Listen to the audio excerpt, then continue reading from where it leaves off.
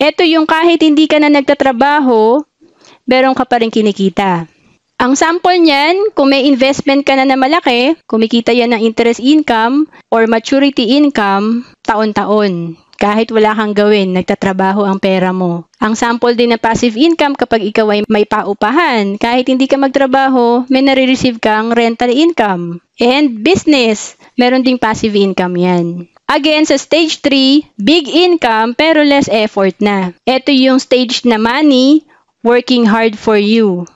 Masarap kapag meron kang passive income, meron kang money na nagtatrabaho para sa'yo. Kasi ang money, hindi yan nagde-day off. 24/7 po tumatakbo yan. Hindi yan nagrereklamo, hindi yan nagli-leave, at hindi nagkakasakit.